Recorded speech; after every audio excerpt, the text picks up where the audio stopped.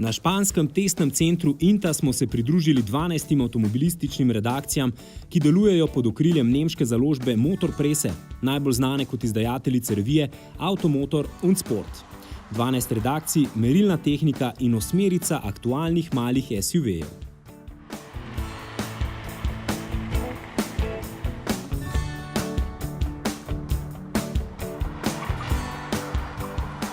Tole niso športniki, tole so avtomobili, ki bodo najbolj všeč kakšnim mladim družinam ali pa recimo starejšim parom in seveda se bomo zato skoncentrirali prav na stvari, ki so zanje najbolj zanimive.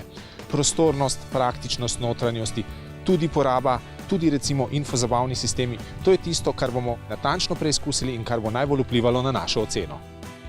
Pri ocenah smo se zedinili v naslednjih izpostavljenih ugotovitvah.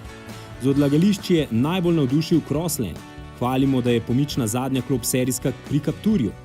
Prostora za sopotnike je sicer najmanj pri najstarejšem Juku, najbolj udobna pa pri svežem Citroenu, ki pa po drugi strani nudi zelo slaba prednja sedeža. Najnižje se usedeš v Stonika, ta je še najbolj podoben klasični kombi limuzini, s tem nekako ne nudi tipičnega SUV-evskega položaja za volanom. Da novo ni samoumevno tudi boljše, kažejo vozne lastnosti. Za eno generacijo starejši Peugeot 2008 se namreč pelje bolj vozniško suvereno kot novinca Crossland in Aircross. Z vozno dinamiko v pozitivno smer najbolj izstopa Mazda CX-3, kar pa gre za bolj avanturistični avtomobilski razred, hvalimo izbiro voznega režima za vožnjo v težjih razmerah, ki je na voljo pri obeh Francozih.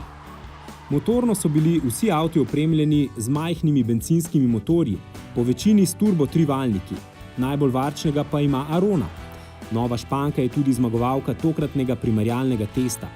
Zmagala je z naskokom, prestol pa si je prislužila z dejstvom, da je odlične točke nabrala v vseh kategorijah in jih v nobenem pogledu ni izgubila.